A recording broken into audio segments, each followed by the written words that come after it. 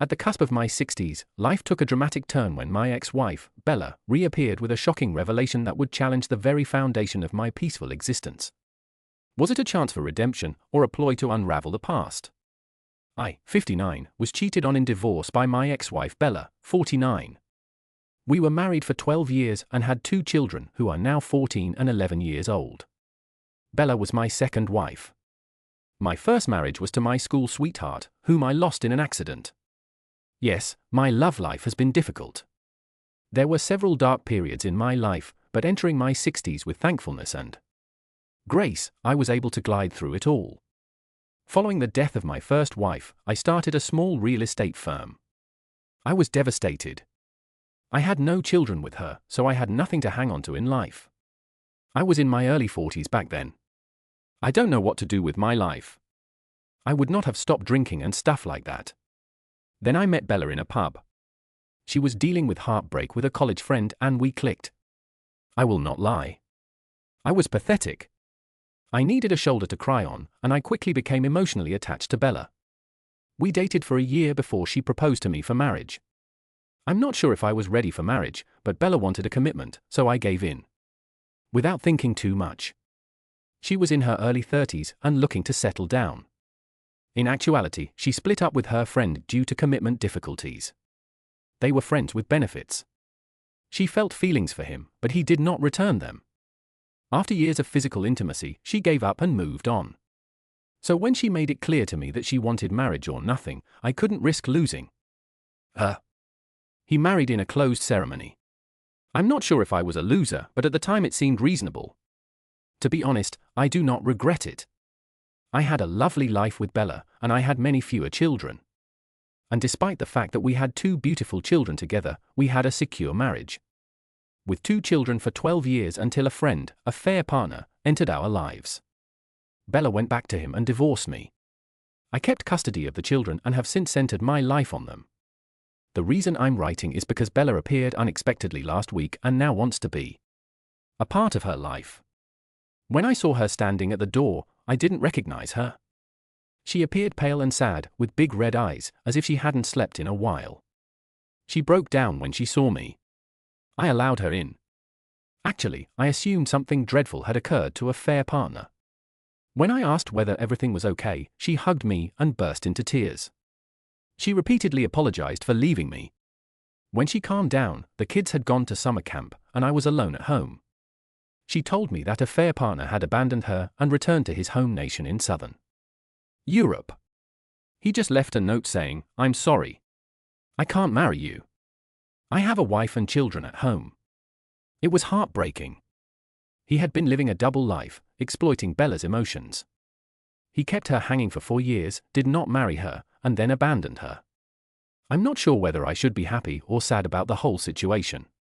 Taylor played a role, but I did not say any of the hurtful things. I felt sorry for her, but there was nothing I could do for her. She said I was her only hope, and she had returned to me because she knew I would forgive her and accept her back. I said I'd moved on from her, even though I have no hard feelings for her. I could not allow her to walk over me again. I'd forgiven her for cheating on me before, but she did it again. She was so madly in love with her partner that she was willing to leave her children for him. She stayed loyal to me for 12 years because her fair partner was out of the country. She returned only after her partner left her. I told her that while I empathize with her, I cannot trust her again. She sobbed again and begged forgiveness. I told her that I had forgiven her, and the best I could do was give her joint custody of her children. If the kids were okay with it, she wasn't ready to leave everything. I needed to be rude in order to get rid of her? I told her I needed to leave, and she needed to leave as well. Despite the fact that she left, her reappearance in her life has left me deeply disturbed. I've had enough of drama in my life, and all I want is peace. Honestly, even granting her shared custody of your children is a reach. She clearly doesn't care about them, so why would you let her back into their lives if she'll just leave again at the end of this affair? Her partner? Is it actually worth it? Update 1. Hello everyone. Thank you for all your lovely words. I appreciate all of the comments, positive and negative. This is an update regarding the background backdrop of my current circumstance. If you aren't interested, you can skip it. A couple of you inquired about my past with Bella and how we ended ourselves here. So here we are. As I already stated, my marriage was smooth for 12 years. Our issues began when Bella's long-lost love returned to her life. He was the same guy with whom she had broken up over commitment difficulties. Following the breakup, he returned to his home country and is now back in the city. And Bella couldn't quit seeing him. Initially, I didn't mind when he paid us visits on occasion. She stated she'd moved on. I believed it. We'd been married for 12 years with 2 children and she'd been an excellent wife and mother. She had never displayed any red flags. I did not suspect anything unduly. One day, she came home and locked herself in her room. The children and I knocked on the door numerous times for dinner, but she did not respond. I called her phone to see if everything was fine. She texted that she was all right but needed more time alone. I avoided bothering her and slept in the living room. The next day, she attempted to be normal, but it was clear that she was not. I asked her what was wrong. She claimed she had a quarrel with her sister, but it was nothing serious and she would handle it. She didn't want to reveal the specifics. And I didn't persist. I didn't try to find out more from her sister because I don't like intruding in their private affairs. She was aware of the exchange, including me, which could explain why she lied and made up stories about her sister. I believed her comments, but as time went I understood they weren't about her sister. It is about her pal. Until then she was upbeat, talking about her friend and planning to invite him over for dinner and drinks. However, after that evening she stopped discussing it. I tried to ask about him, but she ignored any discussion about him. Bella had previous confrontations with her sister, but she had never been so disturbed and upset. So it was my supposition, but it turned out to be correct. Instead of spying on her to gather evidence, I confronted her. If she had cheated on me with a buddy and cheerfully accepted it rather than gaslighting and denying it, she admitted that when her lover returned she couldn't stop herself from seeing him. It began with cordial encounters in public places followed by catching up at his home, which revived their relationship. I inquired if she still loved him. She said no. She pleaded with me for another chance. She claimed she got carried away at that point. It had happened once and she claimed she was responsible of her acts which were killing her from within. She stopped seeing a fair partner after that evening. She claimed she loved him when they were together, but he never acknowledged her sentiments and abused her physically. She broke down and promised to never deceive me again. Now call me whatever you want, I fell for her. I was severely hurt. However, I wanted to save my marriage for the sake of my children. The youngest one was only 4 years old at the time. Divorce meant being apart from my children, something I found difficult to accept. You could say I was weak for not taking that drastic action. I forgave her and gave my marriage another opportunity. I made it obvious that if she ever betrayed me it would be the end. And cheating isn't just about sexual relationships. I will not forgive her, even if it is purely emotional. She agreed. We restored our relationship, went on date nights and vacations, and everything went well for a few months before I became suspicious again. This time, I did not ignore the red flags. She had cheated on me before, so this time I was extra cautious. It was around 4 years ago, so I don't recall the specifics exactly. Overall, that was the stuff. She remained absent-minded, did not devote enough time to me, and the children were usually in a bad attitude at home, but grinned and giggled while texting and talking on the phone. She was often on her phone and ignored me in bed. This time she was never in the mood. I approached her head-on, but she refused to admit anything was wrong. She was defensive and attempted to gaslight the matter by making it about me. She blamed me for not trusting her. She played the victim and I was constantly keeping an eye on her because she had cheated before. I attempted to defend myself but recognized it was futile. So I did what everyone else does in this case. Look for evidence that will expose her. I snooped through her phone and discovered she had not changed the password, implying there was nothing in it. There were conversations with the provider, but they were typical for months ago when she initially cheated on me. I could not discover anything on her phone. I was considering different ways to find the cheater, but first she confessed. She learned that I checked her phone. She said that if I stayed down here I'd eventually find out the truth. It's best that she comes clean. She claimed she tried to distance herself from the initial incident, but he begged her to return. She avoided him for fear of causing difficulties in our relationship. But this time he told her that he loved her and would marry her, but he needed some time to straighten things out. So he hid it under the carpet. She admitted to cheating on me, but refused to give up the possibility to be with me. I recognized that she never ceased loving him, but rather hid her feelings due to his commitment concerns. If your partner was genuine about her, she would be unable to resist.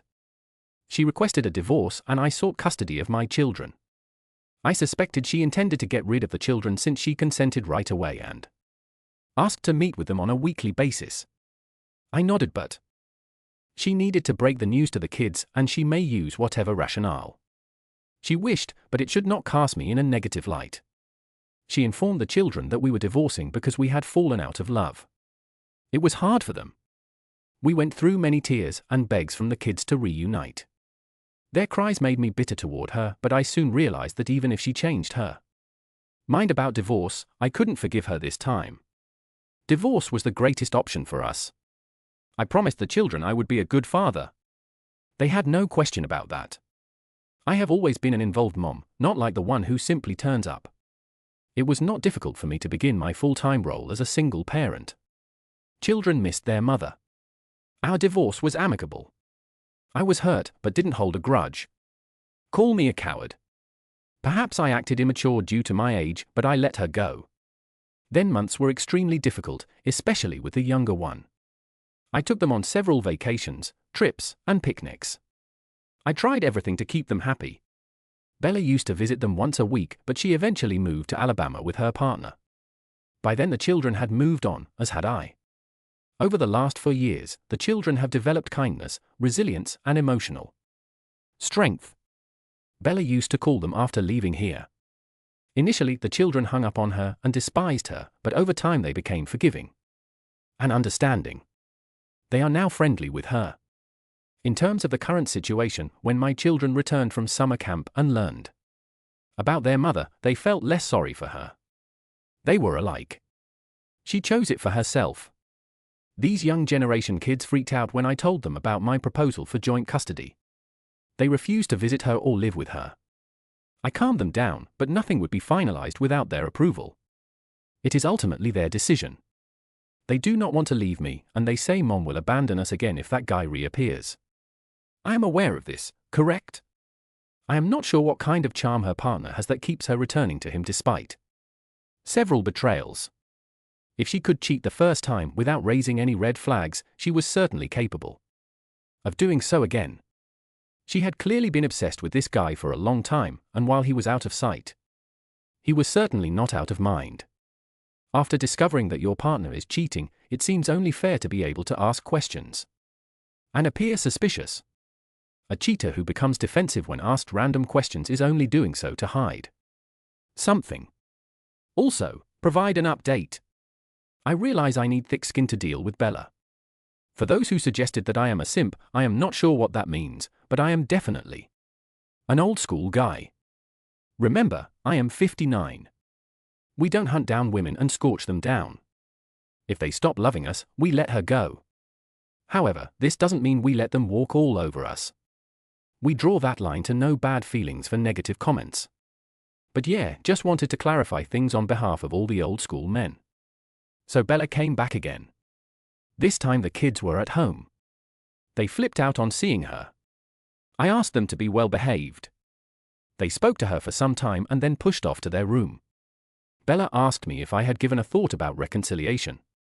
I said reconciliation is not on the table for sure, and also the children don't want to stay with her. But I'm okay if she could convince them. I don't want to speculate, but I feel she doesn't want children either. She said she cannot afford to have the children with her. She had been living on an old friend's couch who could ask her to move out at any moment. I knew her finances were poor, but I had no idea that it would be so severe before marrying me. She used to work as a receptionist. She left a job shortly after our marriage. I tried my best to provide her with a good life. During her divorce, she was compensated fairly. I asked her what she did with that money. She gave it to a fair partner to help him with his day business. Not only that, she had to take up 2 jobs to run their kitchen in Alabama. Despite all this, a third partner left her. She took all their savings while leaving only the money she had kept away from. A fair blogger's knowledge was there with her. She used that to travel back and had been surviving on that. I offered to lend her some money to rent a condo and get her life together, but she denied it. She said she always sought love and not money, and if money was that important, she wouldn't have left a stable life with me for broke. A fair partner. She wanted to live with us like a family, but that was not possible. Sometimes I do feel bad for her, but we don't have space for her in our lives. I gave her a check and asked her to rent a house and get a job and also seek therapy. She badly needs one. I have requested my kids to be kind to their mom. After all, she brought them. They are gentle to her now, but they refuse to have her back in their lives. Sometimes Bella texted me, asking if she deserved all the heat she had been getting. I don't know what to say, but she had definitely wronged me and the children. You absolutely went above and beyond what she deserved. I think by giving her a check you are, in a way, letting her walk all over you. She dug her grave. Now she can lie in it or dig herself out by herself. Update 3. Thanks all for the kind words in my last posts. I didn't update it for so long because nothing much has happened. It was the same cycle of Bella showing up randomly, breaking down, and asking me to get back together. But in the last 7 months my family dynamics have gotten complicated. I think around 1.5 to 2 years back, before Bella came back into our life, I met this woman. Called her Ava. She is 62, she operates a flower store, and is as active as a 30-year-old. We were just friends for a time, but after a year of knowing her, I appreciated her company. I normally spend my evenings and weekends at her shop helping her with the errands. I admire the way she has been managing things independently. She lost her husband fairly early, raised 3 kids as a single mom, and now, after the children have moved out, she has been selling flowers. Just saying her livelihood. I feel very energetic around her. I didn't mention Ava on this thread or to Bella because then it would be like, I'm not reconciling with Bella because of Ava. It's nothing like that. I don't intend to marry Ava or something, we are just 2 oldies in our 60s trying to enjoy the last leg of our lives without any BS. My children know about her, and they are delighted that I have someone to share my sentiments with. My older child is graduating from high school this year, and the younger child will shortly leave for high school or college. I'm not emotionally dependent on Ava, but having someone, even a buddy, to discuss your thoughts with at this age is valuable. I informed Ava about Bella's visit, and she responded sympathetically to the entire situation. However, this did not sit well with Bella. She saw me at Ava's shop one day and spied on me all evening. I did not see it in our body language. She knew I was dating Ava. I believe she followed us. And that's how Mom discovered me visiting Ava's house in the evenings and spending my nights there. One day, I was leaving Ava's apartment. Bella charged at me, asking, "Is this the whore who's keeping you away from me?" I was stunned by her language. How could she say that? I attempted to calm her down, but she went beyond her limit, and I gave it back to her. She cheated on me twice, abandoned her children, and now has the arrogance to beg me to accept her back. In my instance, there was no adultery, but she called me names and abused Ava. I told her not to reveal her face again. She was a selfish woman who has always prioritized herself. She left after that. However, a few days later, Ava's shop was vandalized with a note, "Abandon him." It was easy to guess that it was Bella. There was no camera in her shop yet. I insist that Ava file a logical complaint against Bella based on the previous event. Ava was hesitant to engage in legal battles, but I didn't let it go. I called Bella and begged her to come home. I berated her in front of the kids and threatened her with a police report if she ever bothered us or Ava. I didn't want to do this in front of the kids, but she phoned them to supposedly expose me. Obviously, the children agreed with me and vented their suppressed rage. She was the one who damaged my children's childhood, and now she was behaving like a victim, blaming me for our shambled marriage. It has been about a month since all of this. Bella did not emerge in our lives again. The kids and I apologized to Ava for Bella's outbursts and helped her get her shop back in order. The kids insist that I marry Ava before they leave for college, but I do not want to marry. Again. Neither Ava wants, however. We love each other. I've yet to say these words to her. I don't want to enter into this marital nonsense again. I do not think it is for me. I'm content being a father of 2 children. Also present was Ava's boyfriend, Max. This is precisely why you do not enable the folks who rely on you. Because they twist things around and believe they have a chance with you when they don't. She didn't deserve your attention or energy in the first place. Here is the next story. I gradually regained awareness of my surroundings as my thoughts emerged from the fog in my mind. The dark light in my basement workshop, illuminated only by the partially open door, reflected my emotions. One of my rackets was still held in a vise on the workbench. I could hear our 2 youngest children playing in the rec room and watching a Disney movie on the VCR. I sat in my worn-out chair and peered at the clock on the wall. I had been sitting there for more than half an hour, lost in meditation. I did not move, I did not look, trying to absorb what I wish I had not heard. Sunday's meal was over. My wife Sophie cleaned the kitchen while I went downstairs to glue some rackets for the impending fall racquetball league. I'd been playing racquetball for 7 or 8 years, often before starting work as an engineer at General Motors.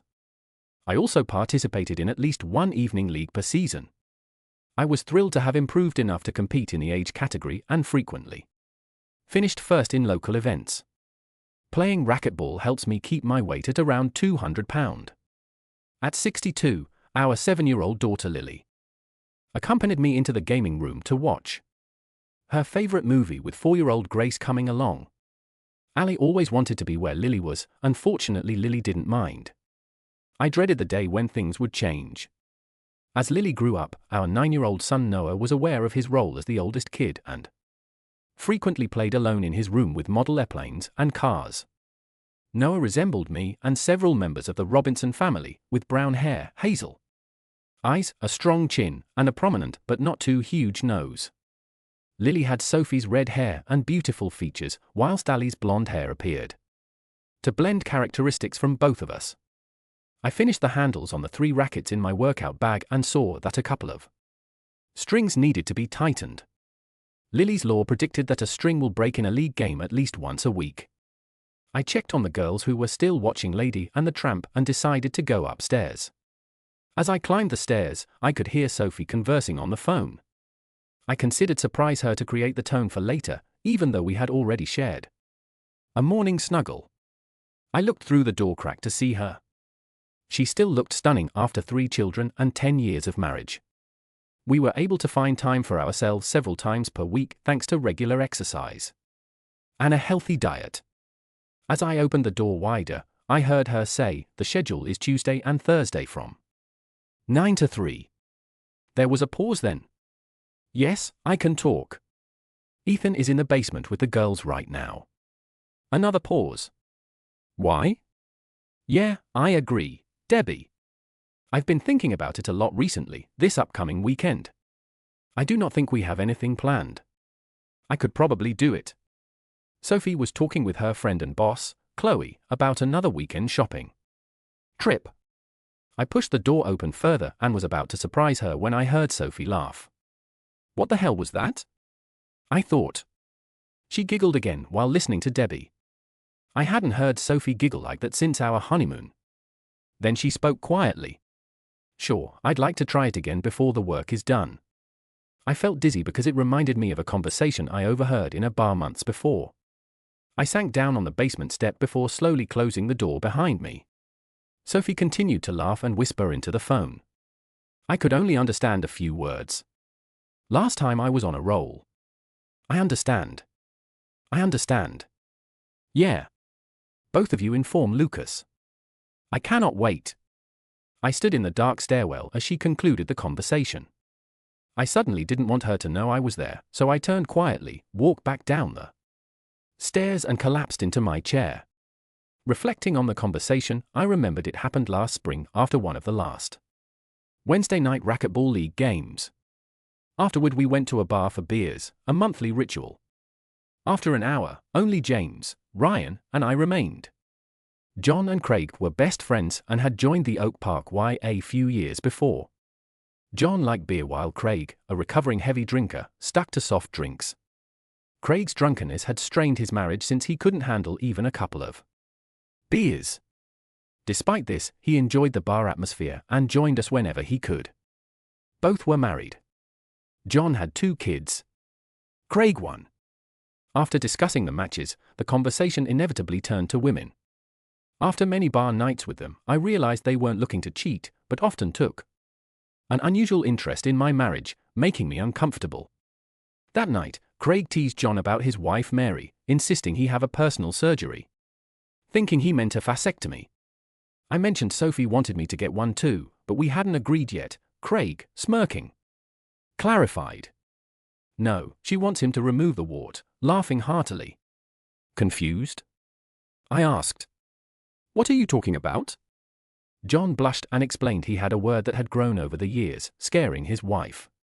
John claimed it served an important function, but Mary wanted it gone despite any supposed benefits it provided in their bed life. I decided to leave as the conversation got too deep. Now, sitting in the dark, I couldn't believe Sophie could be involved in what her phone call hinted at. She knew John and Craig were my racquetball buddies, but they had never met her as far as I knew. The dots, however, seemed to connect. I broke into a sweat, hoping for a plausible explanation. It was clear Debbie was involved too. Chloe, Sophie's boss, had become assistant manager of the store where Sophie worked after being transferred from corporate headquarters. She and Sophie became friends when they were both pregnant. Their daughters were born a month apart. We socialized with Debbie and her husband Josh a few times, usually at work events. Debbie was smart, beautiful, and always the center of attention. While Josh seemed focused on his work, John and Craig joined the racquetball league about 2 years ago. John owned a construction business, and Craig was the managing partner of a residential construction company. We were all married with families and had a lot in common, but we only socialized around racquetball. One day, when I mentioned where Sophie worked, John said he knew someone there. Chloe, who had graduated from the same high school as John and Craig. They saw each other a couple of times a year. The shopping trips began about 2 years ago, when our youngest, Ali, was going through the terrible twos. Sophie was overwhelmed with Ali, and Jessie, who was only home half the day from daycare. Juggling 3 kids, housework, and a part-time job was exhausting for her, and I wasn't much help working extra hours on a project. One night she broke down on the couch, sobbing with frustration. I held her until she calmed down and she said she needed a break. Feeling guilty, I offered to take care of the kids on her next day off. She tearfully thanked me and said she'd think about it. A couple of weeks later, Sophie indicated she talked to Debbie about needing a break. Debbie recommended a shopping trip to the suburbs of Detroit.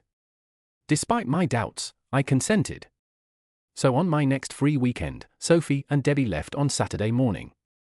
They had breakfast shopping, settled into a motel, had dinner, and saw a movie. I asked she phone me with her hotel details, which she did. They returned the next day about 5 p.m. Sophie was extremely appreciative. She hugged and kissed me and chatted about the stores and restaurants. She didn't go on a shopping binge, but bought a few pleasant things for herself and the kids. I was thrilled for her, and the kids behaved nicely, so I had no problems. That was over 2 years ago. Since then, the shopping trips became a regular event every 3 or 4 months. Sophie and Debbie would depart Saturday morning and return late Sunday night. I enjoyed spending time with the children, which thrilled Sophie. After the second trip, Sophie appeared morose and apprehensive. She claimed it was nothing but her period. I discovered we never made love on the night she returned from a trip, as we typically did before she went. Sophie appeared nearly euphoric in the week preceding the excursions. Sophie called from the top of the steps. "Ethan, it's bath time for the girls. Can you send them upstairs?" I sat there, gathering my thoughts. "Ethan? Can Ethan hear me?" I got up, walked up the steps, and called back, sourly. "Yes, I heard you. I will acquire them." After some disagreement, I led the youngsters upstairs. I strolled around picking up objects to pass the time and express my emotions. Finally, I headed upstairs. Sophie was in the kitchen, going through a cookbook. She smiled and asked, "Is there anything wrong, honey? Did you feel awkward?" I grumbled about discovering a crack in one of my favorite rackets, but I continued staring in her eyes for any indication of my suspicions. There was nothing. She laughed and kissed me again. "Debbie called when you were downstairs. She asked if we could go shopping at the end of next week." Her eyes narrowed slightly in response to those remarks. I knew she was hiding something. I tried to figure out how to postpone the trip. "Don't we have anything scheduled for next weekend?" I replied, unconvincingly. "There is nothing on the calendar," she responded. "I believe there is a VFW event on Saturday night. We should go." I spoke slowly. Sophie gave me an appreciative glance. "Lee, Ethan, you know I dislike those events. All you do is speak about the army and drink excessively. It bores me. So if you want to travel, simply get a babysitter while I'm away. So why don't we do something with the kids this weekend?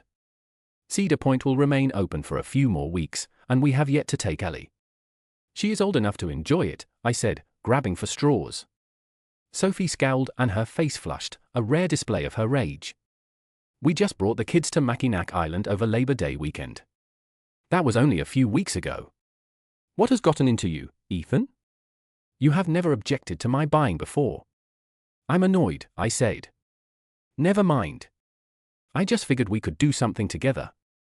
You and Debbie having a great time. I'll make sure the kids get to bed." I turned and went upstairs. Halfway up, I looked back and noticed Sophie staring at me suspiciously for the rest of the evening. I avoided having serious conversations with her. Like most work evenings, I went to bed before Sophie and tried to sleep. After a while, she entered, changed into her pajamas, and nestled up against me, mumbling, "Ethan? Ethan?" I pretended to be asleep and breathed shallowly. Finally she gave up and rolled away.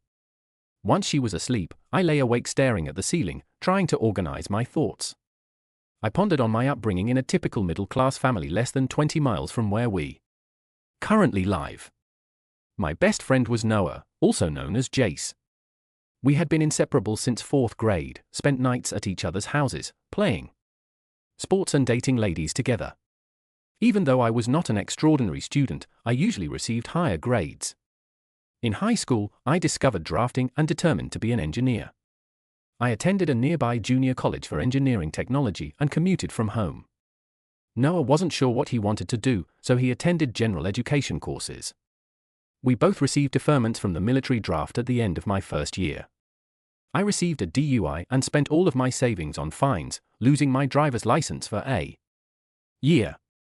Being discouraged, I decided to join the army, believing that my drafting talents would keep me out of Vietnam. James and I enlisted as mates. Basic training was difficult, but manageable. We took aptitude tests halfway through and were assigned as fire control specialists, operating advanced artillery calculators. We trained at Fort Sill before receiving orders to Vietnam. Following a 15-day leave, we flew to Ai Kya, Republic of Vietnam. We were assigned a battery, the 2nd Battalion of the 11th Artillery Brigade. It was November 1969, and Nixon had reduced troop levels for the first few months. We saw very little fighting, primarily flying sorties and engaging in a few attacks. The highlight was a vacation to Bangkok, Thailand. After 15 days of partying, we returned to find our company assigned to the 3rd Brigade of the 101st Airborne Corps. A few days later, we were transported to a lonely hill in thick jungle. For months later, I arrived home on a stretcher. James arrived home in a body bag. The trauma I had experienced left me severely depressed. I spent weeks in the hospital and months in rehabilitation, as well as visiting a psychiatrist. After being judged almost fit for duty, I was assigned to Fort Sill as an assistant instructor. I avoided others, enrolled in local college classes, and spent my off-duty time writing. After a year, I applied for early release to return to school. The Army approved, and I was freed 5 months early. I moved back in with my parents and applied for veterans' benefits while living at home. My expenses were limited, thanks to savings, educational perks, and a part-time work. I was a classic shell-shocked, perplexed Vietnam Veteran Society's reaction to the war, and My experiences transformed me into a resentful loner. I grew my hair and beard, wore a hooded sweatshirt or an old army jacket, ripped trousers, and used sneakers. I walked to class, work, and home. My family was concerned about me, but I felt socially isolated. I still saw a therapist once a month, but it didn't help much. I paid Noah's parents a weekly visit to reminisce about him. They appeared to enjoy it, which was the least I could do. One afternoon I was studying at the Campus International Center. A voice interrupted my attention. "Mind if I sit here?" A man standing across the table had long red hair and a pale skin. Curious brown eyes peered at me. I cautiously glanced at her scarlet lips, imagining how they would feel on mine. "Would you mind if I sat here?" She repeated. "No, go ahead." I mumbled. She set down her books and sat for the next half hour. She studied while I feigned to. I occasionally gazed at her, admiring her appearance. She eventually noticed and inquired, "Are you a veteran?" I nodded. "Vietnam?" she asked. I flinched but replied yes. "My father is a Korean War veteran. He was a Marine." She said something that made me relax. "He was even wounded." I thought with contempt when she added casually, "civilians," but agreed and informed her I had been in the army for over 3 years. We talked until she had to leave for class, avoiding any mention of Vietnam. She said her goodbyes and went. She was the first woman I talked to after returning home. A few days later, I heard that familiar voice again. "Hey, do you mind if I sit here?" This time I replied more coherently. She started speaking to me as if we were old friends, blushing. She realized she did not know my name. "It's Ethan." "Ethan Robinson?" I said. She laughed. "Sophie Baxter. Nice to meet you." We took extended intervals between classes on Mondays, Wednesdays, and Fridays and met frequently. I found out about her family, friends, profession, and college ambitions. She was attractive, outgoing, and friendly. Reminds me of Jace. I informed her about my family and classes but avoided talking about the army. I was attracted by her and began shaving and dressing nicer. My mother noticed and was pleased with the difference. A few weeks after we met, I had the guts to ask Sophie out. She was happy and agreed immediately away. We both commuted from home to class, so I offered to take her up on Friday night. She laughed as she issued the warning. "My father can be stern on boys who ask me out." "Are you certain you want to do this?" I thanked Sophie for the opportunity to date you. "I can handle your father for a few minutes, or maybe a lifetime." She flushed and described me as a flatterer. Friday night I knocked on her home and was met by a friendly, smiling woman. "You must be Ethan. We had been awaiting you. Please come inside." She grabbed my hand and pushed me inside, calling over her shoulder, "Samuel! Sophie's admirer has arrived." She turned to me and said, "Do not worry about Sophie's father. He's not as awful as she assumes. My name is Olivia and I'm shaking your hand." Her father appeared to be a huge guy about my height but heavier. He introduced himself as Samuel and firmly shook my hand. "Come inside the family room. We can converse while Sophie completes her task." We entered a comfortable area with a TV couch and armchairs. The room had a fireplace with military mementos and an M1 Grand rifle. Samuel proudly informed me that he was a Marine in Korea, wounded twice. Sophie mentioned the rough times. I said, "Sophie says you were in Vietnam." Samuel inquired. I was a fire control specialist for an artillery battery. 1555? I responded. He nodded in approval. The 155s are the workhorses of artillery. Which part of Vietnam? Our battery was all over ICAR. Samuel peered at me, questioning whether I was a legitimate soldier. I am from Marine Nation. By the time I arrived, most of the Marines had left. Samuel snorted. Yes, Vietnamization. Excellent term for taking this country. It is yours. Olivia interrupted. Samuel, it is not over. It is over. Except for the scream. Simply wait and see. He insisted. Thankfully, Sophie walked in and ended the conversation.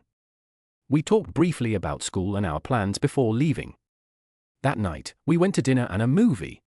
I was so caught up in our conversation that I don't remember much about the movie we saw. In the theater, we sat close together, holding hands. Afterward, we went to a bar for a drink. I walked her to her door shortly before her curfew.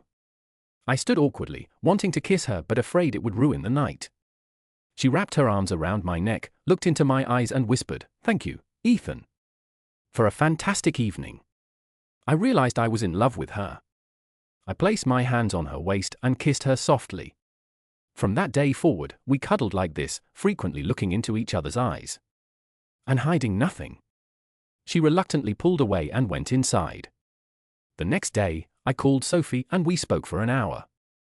We scheduled another date for midweek and soon became exclusive.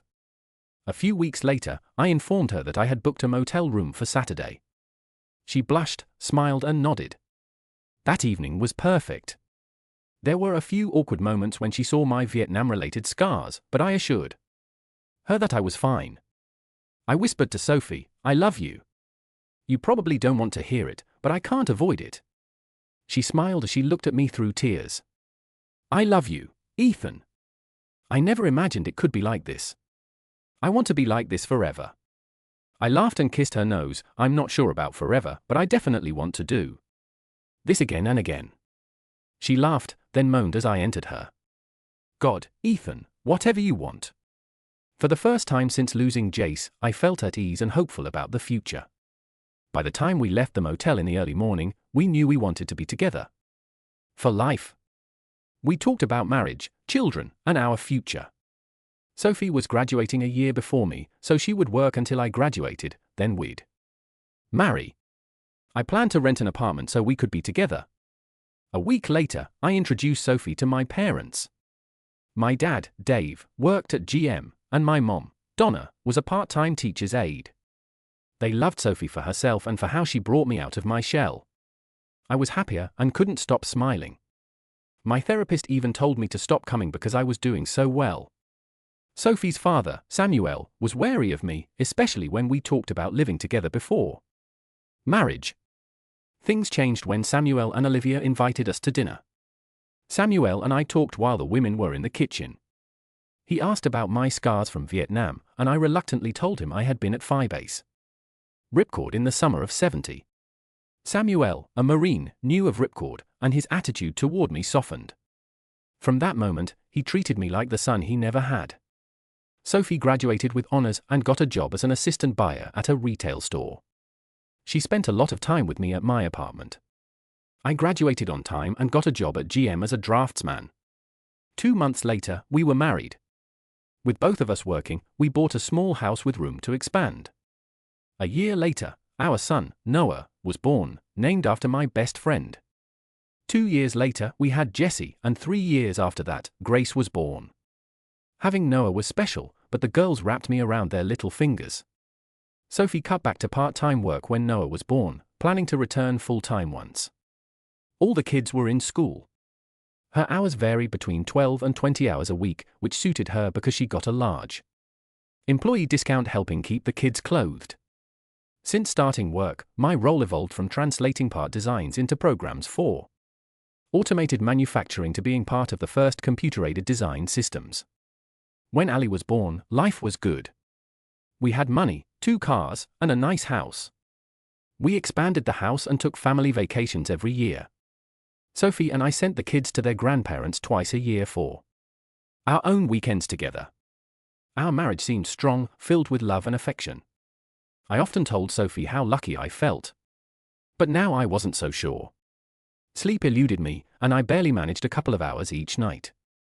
The next morning I skipped the Y, staggered into my office, and shut the door, staring at the wall.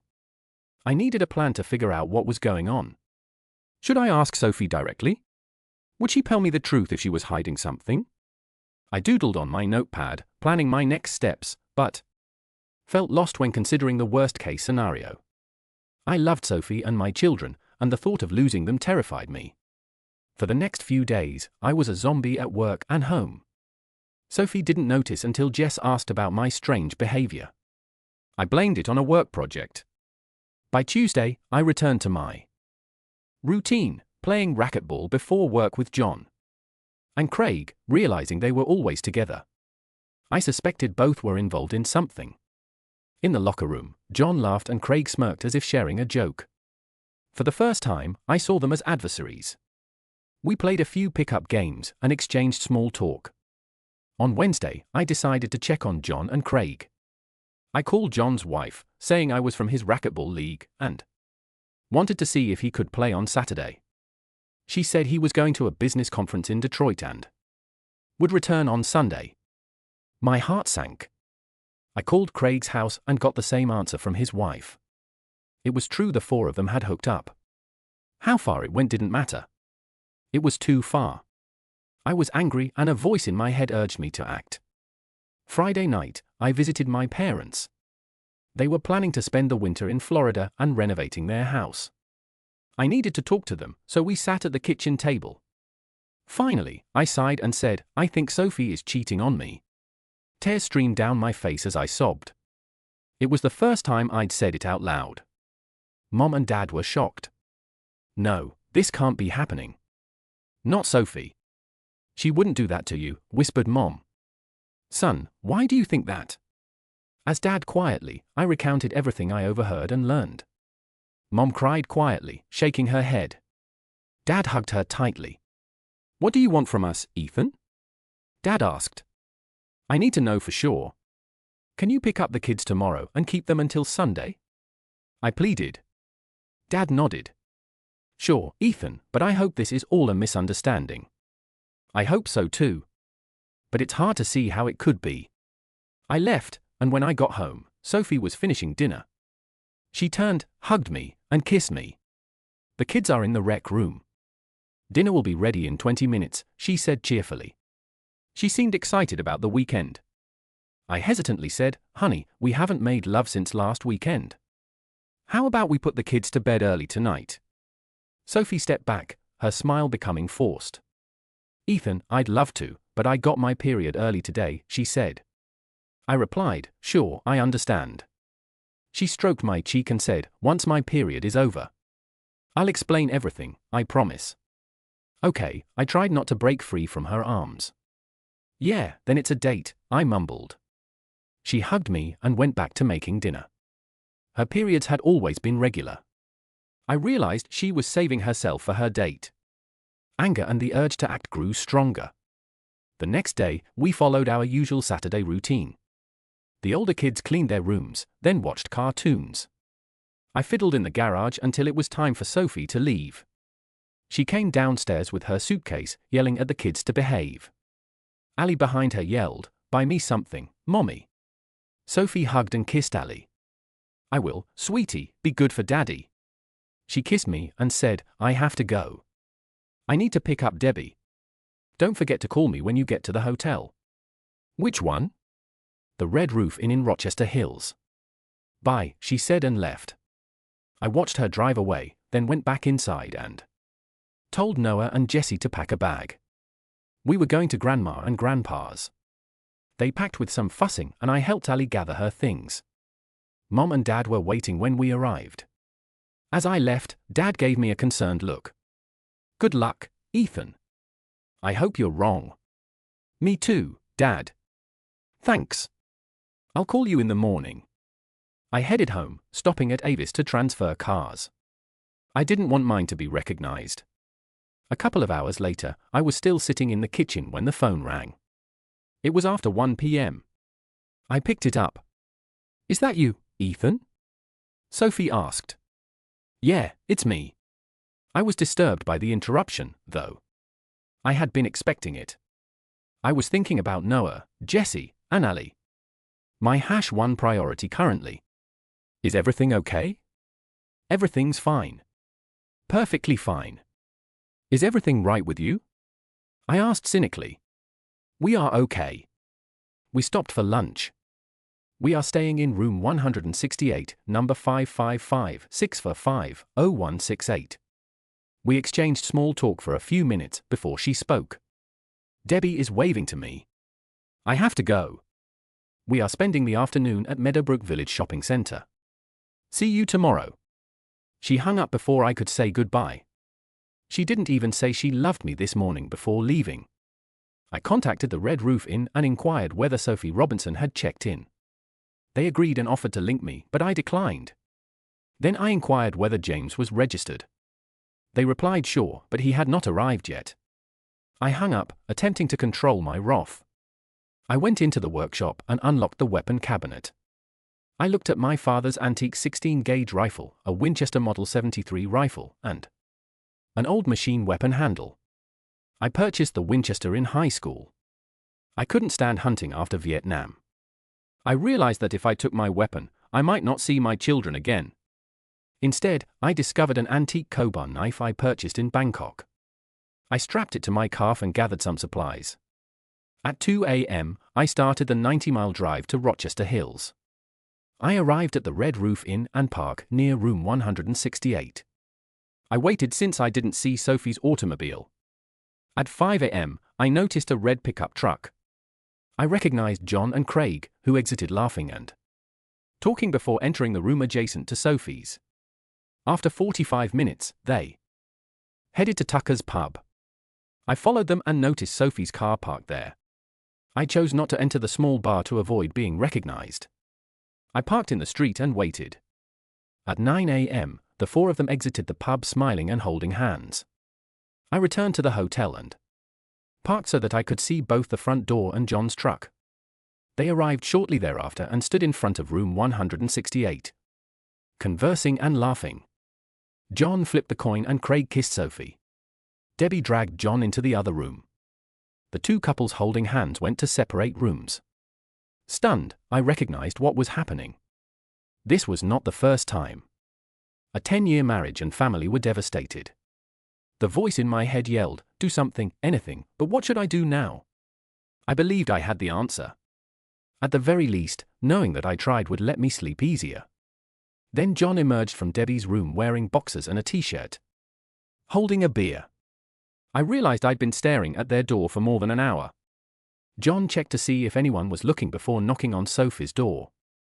Craig appeared in pants, no shirt or shoes, and they exchanged high fives before switching rooms. I realized what was going on.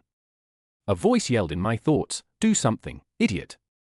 I put on my driving gloves, exited the car, and headed to room 168. I knocked twice, and when John opened the door, I hit him repeatedly. He dropped back, clutching his face. I took out my knife and pointed it at him. "How long, John? How long has it been going on?" I demanded. 2 years, he stammered. So joining the racquetball league was no coincidence, I inquired, my tone dripping with contempt. "No," he responded by closing his eyes in anguish. "You are a sick imbecile, John. If you ever go near Sophie or another married lady again, I'll find you. Understand?" "Yes," he wheezed. "You should leave town," I added. His eyes widened in fear as he lost control of his bowels. The shower came to a halt, and Sophie's voice rang forth. "Hello, John boy. I assumed you were going to join me in the shower. What up?" She arrived in the bathroom doorway, saw me, and turned pale. The towel slid from her grasp. "John boy does not appear to be doing well." I let out a growl. She slammed the door closed. I grabbed the phone wire with my knife and exited the room, shouting in rage and threw the phone into the bathroom, causing Sophie to scream. I stepped outside and knocked twice before entering Craig's room. Craig opened the door and laughed. "You people are loud." I hit him beneath the chin and he slumped. Debbie, sitting in bed, appeared afraid. I removed the phone cord from the wall. "If you tell your husband you saw me tonight, say hello for me," I said sarcastically before adding, "or perhaps I will tell him myself." I flung the phone into the corner and walked away. Outside, I took deep breaths as I peered up at the night sky. The tension dissipated, replaced by a comforting exhaustion. The voice telling me to act had vanished. I went to my car, ready to move on with my life. "Yes," I replied abruptly. "The phone call has ended." I was annoyed by the interruption, even though I had anticipated it. I was thinking about how to safeguard my 3 children, Noah, Jesse, and Allie, from the consequences of the scenario. Ethan, this is Samuel. Yeah, Samuel, I responded without excitement. What's happening? Sophie was here when her mother and I returned home from church. She is crying and terrified to go home. Samuel exclaimed, practically yelling. I checked the time, it was almost 1 p.m. 14 hours after I left Rochester Hills. I'm not sure what I could have done to make her feel that way. I said, she claims you acted out at 2 of Debbie's pals last night.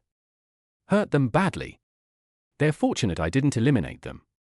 I remarked cynically, that's not like you. Samuel paused. Sophie stated that it occurred outside a restaurant in Rochester Hills. Her history. Sophie is your daughter, therefore this must be true. I spoke slowly. As Samuel processed this file, the phone became silent. I am bringing Sophie home. We need to talk. Not a problem. Samuel hung up, but I could hear Sophie in the background saying, no, Dad. I sighed. This was not going to be easy. I was sitting at the kitchen table looking through old photos and mementos in my shoe box, and finishing my second beer when they arrived. Samuel entered, followed by Sophie, who tugged on his arm.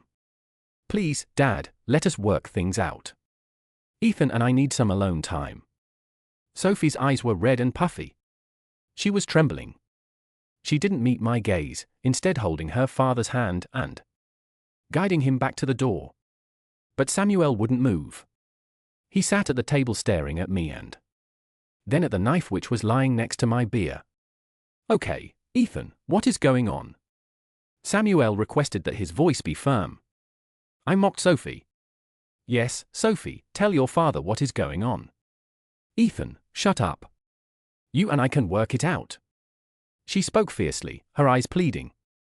I was enraged by her belief that things could be fixed if we were alone. I looked Samuel in the eyes. Sophie and her boss Debbie have some girlfriends they enjoy seeing when they are out of town. I found out and objected strongly. Sophie sighed, sat down, and appeared defeated. No, Ethan, Sophie would not do that. I do not believe you, Samuel said angrily. That is enough, Ethan. You are being cruel and disrespectful, Sophie interjected. Cruel and disrespectful. You should have seen what I witnessed in her hotel room. Another man's prince, I replied coldly. Samuel turned to face Sophie. Her terrified expression confirmed my statement. He collapsed into his chair and covered his face. God, he muttered. Sophie became pale and tearful. Please, Dad, do not tell Mom. We can work it out. Ethan, can't we? Please, Ethan, she pleaded. I sat in silence, going through old photos and mementos recalling a time of great pain. After a few minutes, Samuel straightened up and wiped his eyes. What are you going to do, Ethan? He asked, looking at Sophie's tear-streaked face. I thought for a moment. I never told either of you about Vietnam or Ripcord. I never told anyone, not even my therapist. I gestured to the pile of stuff on the table. Isn't it ironic, Samuel, that your generation displays its war memorabilia for all to see, while mine hides it in a showbox in the bottom drawer? Why is that? I asked rhetorically. I held up a faded photo of two young skinny guys in jungle uniforms. Grinning like Vietnam was a Boy Scout outing. Had I ever been that young? I felt old now. I tossed the picture on the table between Samuel and Sophie and started talking like I was lecturing strangers. Noah. I were dropped off at Ripcord in May 1971. It was just another base and a string of bases for our battery. We'd airlift howitzers, set them up, conduct firing operations for a month or two, and then move on. But Ripcord was different. We were on a desolate ridge, surrounded by thick jungle overlooking the Asia Valley. Near the Laos border, a place with a bloody history for the US military. The Phi base consisted of our 155 weapon battery, a mortar platoon, and a company of infantry to guard the perimeter. We had 2 helicopter landing pads and a few other units totaling about 400 men. Most of the Phi base was underground in bunkers and trenches. Near the end of the battle, we learned we were surrounded by about 12,000 North Vietnamese soldiers. It was like your Marines had chosen reservoir, Samuel. Samuel nodded slowly, lost in his memories. The first 6 weeks weren't bad for us, but 4. The soldiers dropped off on the hilltops around us. It was hell. We were constantly on missions to support them, with helicopters coming and going from dawn to dusk. On July 1st, everything changed. We came under mortar fire for the first time. For the first week, the NVA fired 20 to 30 shells daily. Then they started using larger mortars and weapons.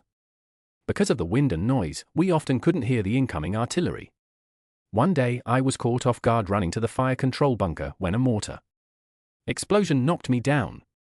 I made it to the bunker and Ava said, "Damn, Ethan, you're bleeding." I had been shot by shrapnel under my right shoulder blade. I was evacuated to Camp Evans where they removed the shrapnel and kept me for observation due to a concussion. By the time I got back to Ripcord, getting a shrapnel wound was common. The shelling got heavier with rocket-propelled grenades and recoilless weapons adding to the chaos. We were taking 70 to 80 shells a day. Our weapons were in constant action, firing at close targets. Chinook helicopters brought in ammunition under fire, dropping their loads without landing. We'd rush to grab the shells and powder charges. During one of these operations, I got more shrapnel wounds. We were exhausted from the constant shelling and work. Artillery, planes, F-4, Phantoms, and B-52s were always around conducting. Smoke and tear gas filled the air. By July 8th, we were on alert every night expecting a perimeter assault us. The shelling continued. Casualties soared and morale plunged. It seemed like we were abandoned. We lost over 500 men eliminated or wounded. I had to carry body bags or stretchers to the helipad for evacuation. On July 18th, a Chinook carrying howitzer shells was damaged and crashed on a 115 battery and an ammunition supply site, triggering explosions and fires for hours. All 6 weapons were destroyed and several troops were wounded. I noticed Samuel with tears flowing down his face. Many of us went to help injured folks. Burns when aviation gas ignited. Noah, I lifted a machine artillery soldier onto a stretcher. The skin on his arm came off in my hand. "That the smell of burning flesh I'll never forget," I whispered. Samuel nodded grimly and Sophie looked horrified. I continued, "We all knew the place wouldn't hold, but the brass saw an opportunity to punish the enemy." With approximately 4 NVA units gathered in one spot. A couple of nights later, we were put on alert again. We were assaulted with automatic weapons and conventional fire. Noah, I positioned an M60 machine gun in front of the FDC bunker. Our mortar platoon used flares to illuminate the wire, while the infantry company returned fire along the jungle border. Artillery ships passed overhead, launching rockets and rotary cannons. The infantrymen in front of us fired M79 grenade launchers and automatic guns into the jungle. Tracer fire occasionally returned. The infantry position was then targeted with a volley of 20 mortar rounds. Noah ducked. When the earth shook, we noticed the infantry trench was totally covered. We swiftly took positions and Jake started returning fire while I gave him ammunition. The platoon sergeant crawled over and we explained what had transpired. He ran off to obtain more ammunition. As we approached the final belt, I heard an M16 shot and felt like I had been slapped with a baseball bat in the back and thighs. I collapsed and looked into Noah's eyes. He recognized what had occurred. He tried but was unable to speak. I reached for his hand. He squeezed it once and the sparkle in his eyes faded. This was the end. I stared at Samuel and Sophie but couldn't see them properly because tears were streaming down my face. My dearest friend, brother, and everything except my name had died. I felt really alone. I wiped my eyes attempting to pull myself together. Sophie was sniffling, but I wasn't sure if it was for juice or her own problems. I continued. I turned my head and looked approximately 10 feet behind me. Corporal Tran Kit Carson Scout was pointing his M16 at us. These scouts were largely North Vietnamese deserters who realized they were on the wrong side. Tran spoke English effectively and occasionally served as an interpreter. He'd taken refuge in our bunker several times and Jake even taught him poker once. The scouts had grown increasingly suspicious and neither of us trusted them. Tran shot an entire clip at us. I got a few of shots in the back, but my body armor protected me from everything. except a few fractured ribs and a concussion. One bullet struck the back of my thigh. I felt myself go into shock when I realized Jace was actually gone and I had been shot. I battled to stay conscious because I knew I would die if I didn't. I concentrated on my rage at the enemies. Tran attempted to shoot again, but he was out of ammunition. I pretended to die. Tran swung a flashlight through the jungle, shouting in Vietnamese. A rocket-propelled grenade flew out, nearly missing us before exploding behind us. Tran was frantically waving his flashlight. I spotted 3 people running toward the line, carrying satchel charges and AK-50 carbines. I knew I needed to stop them. I removed the M60 from beneath. Jazz was able to stand and fire 2 long bursts before the belt was empty. Tran turned to me, screaming, and grabbed a machete as the sappers descended. I pushed off the trench, dropped the M60, and grabbed my knife. We ended ourselves face to face and nearly unconscious. I landed on his chest as he attempted to reach for the machete. He failed. I'm not sure how long I sat there in the chaos. Eric, my platoon sergeant, and Lieutenant Dixon suddenly hauled me up. Dixon cried, "Get back to the bunker. Napalm is on its way." I paused, sipped my beer, and brushed the tip of my knife across the 3 Purple Heart medals on the table. Samuel and Sophie remained silent, barely breathing. I could not look at them. Finally, I continued. I lost consciousness at this time. I awoke in a medical bunker with an 4. A surgeon and a corpsman are working on me. Doc assured me that I would survive and be flown away at daybreak. I ended up getting flown out at midday. Despite the heavy bombardment, our helicopter fired numerous times, and the crew commander was killed before I left. It was decided to evacuate Ripcord.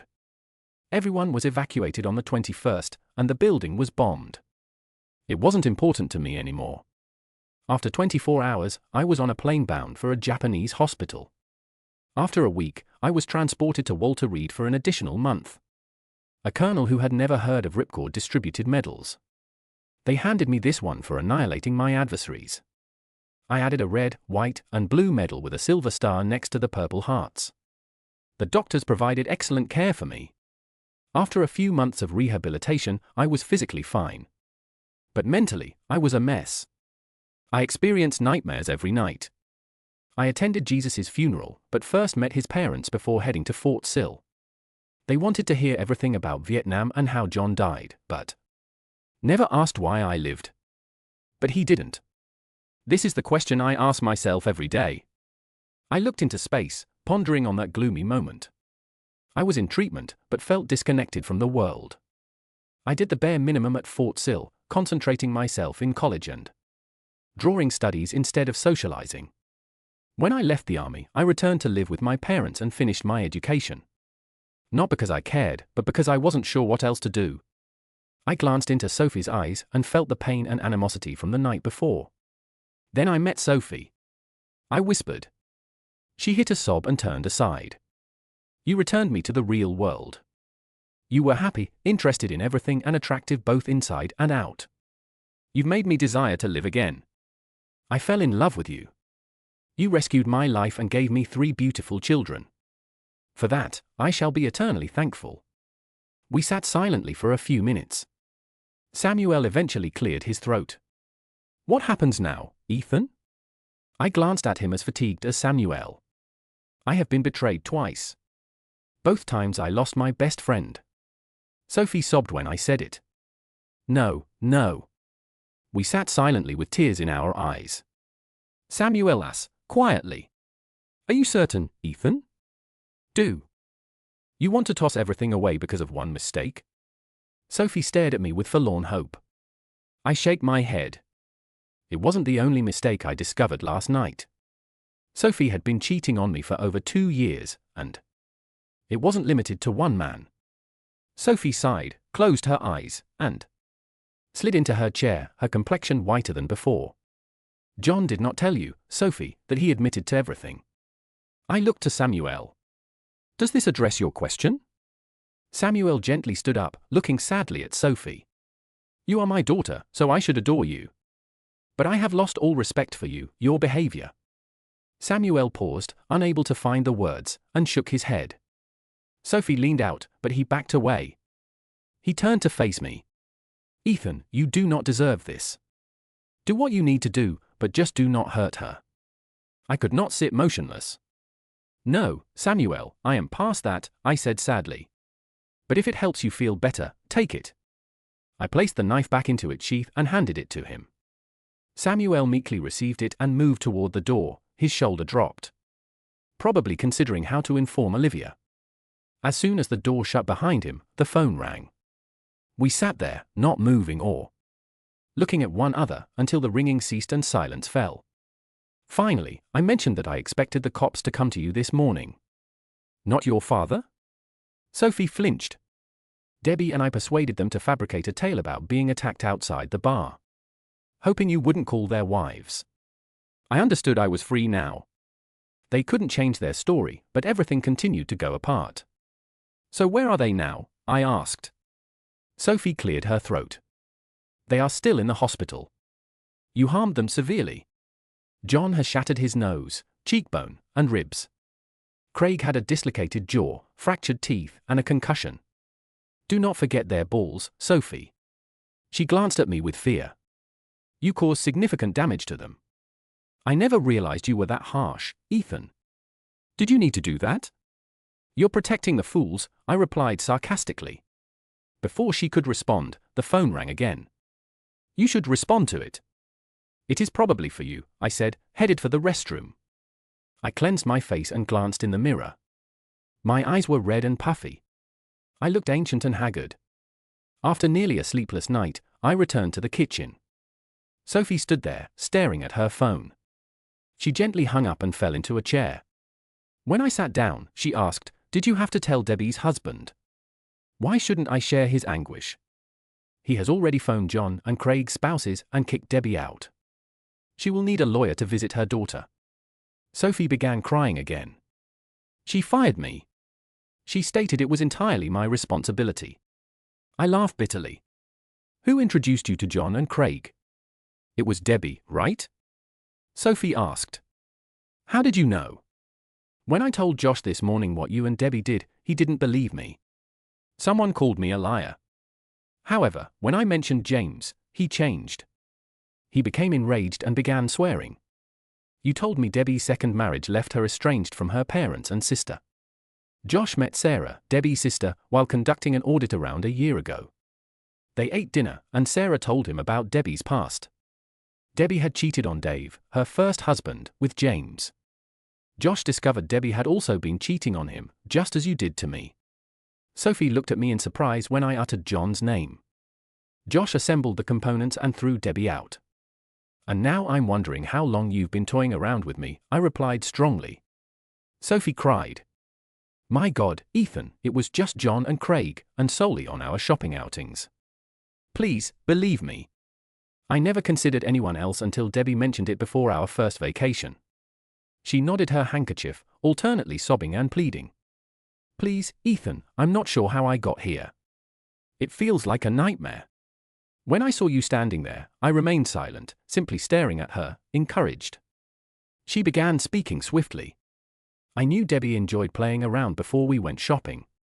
She described it as the most enjoyable time of her marriage, but I didn't expect her to bring anyone along. I was shocked when John arrived at the restaurant. Debbie introduced him, claiming she knew him from high school and that he was only in the area. I suspected it wasn't true, but didn't say anything. She paused and looked aside. John was at his best that evening, flirting, dancing, and complimenting us. I had a couple more beers than normal, and when his hands became free on the dance floor, I pretended not to notice. Debbie later went to the hotel with John and took the room next to ours. Debbie has arranged everything up, I realized. The walls were thin and I could hear them throughout the night. That explains why you were like that when you got home. I uttered it with disdain. Sophie nodded and wiped her eyes. The next morning, John was gone. We had breakfast and Debbie recounted their night together, raving about him all the way home. Debbie frequently mentioned John's ward during lunch at work in the following months, suggesting that I should try it. At first I shrugged it off, but the thought stuck with me. A few months later, another shopping trip came up and Debbie stated John wanted to accompany me, which she was cool with. I laughed but did not say no. I told her I'd consider it, but I didn't think I could do it. Sophie gazed at me and I looked back blankly. I knew it was wrong, but I believed I could do it and no one would notice. She averted her gaze again. That Saturday night, John and Craig visited the restaurant. We had supper and cocktails before going to the nightlife. We separated into couples and I was with John. I told myself that nothing awful would happen. Later at the motel, John and I went to our rooms while Debbie and Craig went to theirs. Sophie went silent. So was it as you expected? I asked dismissively. Sophie looked at me with tears in her eyes. It was okay. Nothing better than what you and I have. It was exciting because it was wrong and involving someone new, and I could pretend to be somebody else. You mean it turned you on so much that you forgot about your husband who was waiting at home to look after your children out of love for you? I spoke bitterly. Sophie hit a sob and turned away. Yes, she whispered. So what about Craig? I asked cynically. Without looking at me, she responded. Debbie jokes that she will miss John on the next trip after spending so much time with him. I danced with Craig all night. Craig later came to my motel room where we spent the night together. It didn't seem like a huge deal. Several trips later, John and Craig switched in the middle of the night. I hadn't realized until I awoke and saw the man. Making love to me was not my first choice. Sophie looked at me with sadness. I felt like two different people living in two different worlds. I love our life together, but I got hooked on these weekends. I thought I could have both, and you'd never know. How stupid was I? Damn stupid, I agreed. And then when you saw me at the motel, Sophie whispered to herself. I looked at myself in the mirror and realized what I'd become. I stood up and looked at her. Interesting story, Sophie. Too bad it doesn't have a happy ending. Maybe it does for you. I'm going to get the kids tonight. When Ali is asleep, we'll tell Noah and Jessie that their parents will be living apart. Ali is too young to understand. We won't tell them the real reason, and I'll minimize the trauma for them. I'll sleep on the couch in the basement until I make other arrangements. As I started to walk away, Sophie shouted, Ethan, my God, this was a mistake. I love you, don't do this, please. I turned and asked, why not? Sophie, sobbing violently, said it was only 3 or 4 evenings a year. I never saw John or Craig outside of that weekend. Please, Ethan, I'm begging you. Can't you forgive me and let me make things right? Forgive you, Sophie. Forgive you for being a strumpet for other men, 3 or 4 nights a year. For giving up the thing you treasured in the world yourself. Forgive you for ruining my trust in you, for shattering my idea that you and I belong to one other and no one else. I said it sadly. And how would you solve it? Could you go back in time to start over? Can you avoid having fun with John and Craig? Because that is all it takes to put things right. I replied I was exhausted. I stood motionless, looking around the kitchen at the family photos, children's artwork, and newspapers on the refrigerator. Ali's baby chair is in the corner. All of the elements that contributed to the homey atmosphere. I shook my head, hoping to clear it. I was awake most of last night, wondering how I would feel about you in 6 months. A year, or 5 years. I'm sure I'll forgive you someday, but I won't forget. Not for a year, not in 5 or 10. I said, every time I see you, hear your voice, or say your name, I'll remember last night with tears in my eyes. That is something I cannot live with. I stood there thinking about the future, barely noticing Sophie rocking back and forth in her chair, sobbing. No, please God, no. After a few minutes, I softly asked Sophie, can you answer me one question? She stared at me with empty eyes like a condemned prisoner. You lost the man who loved you the most, anything. You have lost the respect of your parents, my parents, and your husband. You have lost your job. Someday, you'll have to explain to our children why you ruined our family. Was it worthwhile? After a moment of silence, interrupted only by Sophie's muffled tears, I turned and walked out the door. Thank you for listening to today's stories. If you enjoyed listening, please like and subscribe if you haven't already. Also write a comment below with your thoughts on what transpired.